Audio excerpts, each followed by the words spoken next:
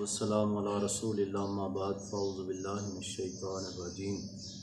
سورہ جمعہ آخری آیت 11 نمبر۔ جمعے کے بارے میں رسول اللہ صلی اللہ علیہ وسلم فرماتے ہیں کہ اللہ نے اس مبارک دن آدم علیہ السلام کو پیدا کیا، ان کی توبہ قبول ہوئی اور اسی روز قیامت قائم ہوگی۔ ہمارے ہاں جمعے کے بارے میں کچھ کمیاں ہیں۔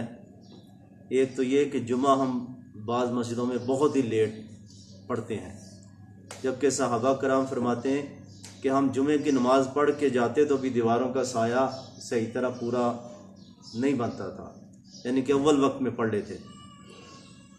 تو اس میں یعنی کہ نا ٹھیک ہے، لوگوں کی سہولت کے لیے کچھ بندہ ٹائم آگے پیچھے کر لے، لیکن یہ نہیں کہ وہ عصر کے ٹائم 3 بجے ہو رہا ہے۔ اسی طرح ہمارے ہاں جمعے میں ایک یہ بھی ہے کہ ہم لوگوں کو آتے جاتے ہیں، بیٹھتے جاتے ہیں، سنتوں کا ٹائم بعد میں دیتے ہیں، جبکہ رسول اللہ صلی اللہ علیہ وسلم کے ایک صحابی آئے جمعے کے دوران، آپ خطبہ دے رہے تھے تو آپ نے فرمایا بھی اٹھو 2 رکعتیں پڑھو۔ اصل میں یہ تحیۃ المسجد ہے، یعنی کہ 2 رکعتیں پڑھ کے پھر بیٹھنا ہے۔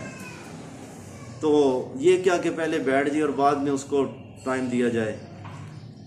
اسی طرح رسول اللہ صلی اللہ علیہ وسلم کا جمعے کا موضوع جو ہوتا یقرأ القرآن و یذکر الناس، رسول اللہ صلی اللہ علیہ وسلم سے مسلم کی حدیث ہے، قرآن پڑھتے اور لوگوں کو نصیحت کرتے۔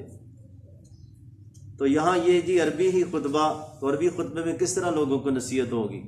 ان لوگوں کی زبان تو عربی تھی، تو اس لیے قرآن کی آیتیں اور احادیث ایسی منتخب کی جائیں جس پہ لوگوں کا یعنی کہ نصیحت آئے، آخرت یاد آئے۔ یہ نہیں کہ وہ فرقہ وارانہ یا ترنم کے اندر ہی جمعے گزار دے۔ اصل میں یہ جمعہ ایسی چیز ہے کہ پورے ہفتے کی اس کی جو ہے نا برین واشنگ ہو جائے، اس کو یعنی کہ اس کا ایمان اور تقوی بڑھ جائے۔ اسی طرح ہمارے ہاں جمعے میں یہ بھی ہوتا ہے کہ جمعے کے بعد 15-20 بندے کھڑے ہو جاتے ہیں اسپیکر کے آگے، وہ درود و سلام پڑھتے ہیں۔ درود و سلام تو اللہ کا حکم ہے قرآن مجید کے اندر، جتنا بندہ پڑھے کم ہے، لیکن نبی صلی اللہ علیہ وسلم کے زمانے میں ایسا نہیں کہ وہ یعنی کھڑے ہو کے کوئی ایسا درود کوئی نہیں آپ نے بتایا کہ جو کھڑے ہو کے پڑھنا ہے، اور یہ ہوتا بھی اردو میں ہی ہے، رسول اللہ صلی اللہ علیہ وسلم کے وہ الفاظ نہیں ہوتے۔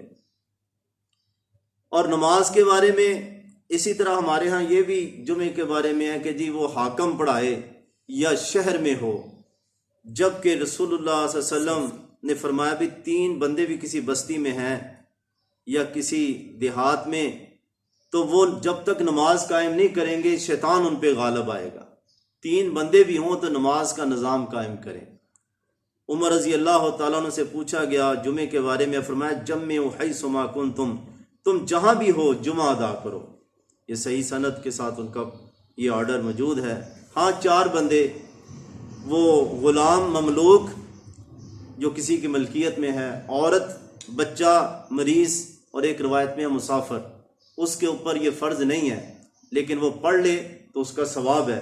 ام حشام نامی ایک خاتون کہتی ہے میں نے سورہ قاف یاد کی رسول اللہ صلی اللہ علیہ وسلم کے جمعوں سے، آپ یعنی کہ اس میں تلاوت فرماتے تھے۔ تو کھڑے ہو کے نبی صلی اللہ علیہ وسلم خطبہ دیا کرتے تھے، جس طرح اس آیت کے اندر بھی ہے۔ ایک دفعہ ایسا ہوا کہ ابھی ابتدائی زمانہ ہی تھا، ایک قافلہ آیا مدینہ طیبہ، وہ اس نے شور مچایا کہ غلہ بیچنے کے لیے آئے ہیں۔ تو نبی صلی اللہ علیہ وسلم خطبہ دے رہے تھے، تو لوگ اٹھ کے نا کہ کہیں چیز بک نہ جائے، ختم نہ ہو جائے، یہ بندہ چلے نہ جائے، جا کے خریدنا شروع ہو گئے۔ صرف 12 بندے رسول اللہ صلی اللہ علیہ وسلم کے ساتھ رہ گئے، تو اللہ تعالیٰ نے تنبیہ کی 11 نمبر آیت میں، وَإِذَا رَأَوْا تِجَارَةً أَوْ لَهْوًا انفضوا إِلَيْهَا، جب انہوں نے تجارت دیکھی، ایک تماشا دیکھا، اس کی طرف منتشر ہو گئے، سب دوڑ پڑے۔ وَتَرَكُوكَ قَائِمًا، اور آپ کو کھڑا چھوڑ دیا، یعنی کہ آپ کھڑے ہو کے خطبہ دے رہے تھے۔ آپ کسی کو کوئی مجبوری عذر ہے تو بیٹھ جائے، ورنہ سنت یہی ہے کہ کھڑے ہو کے خطبہ دینا۔ قل کہہ دیجئے میرے نبی صلی اللہ علیہ وسلم، ما عند اللہ خیر من اللہو و من التجارہ، جو اللہ کے پاس ہے وہ اس تماشے اور تجارت سے بہت بہتر ہے، جو اجر و ثواب ہے، جو جنتوں کی شکل میں اللہ نے تمہیں ریٹرن دینا ہے۔ باقی واللہ خیر الرازقین، اللہ بہترین رزق دینے والا ہے۔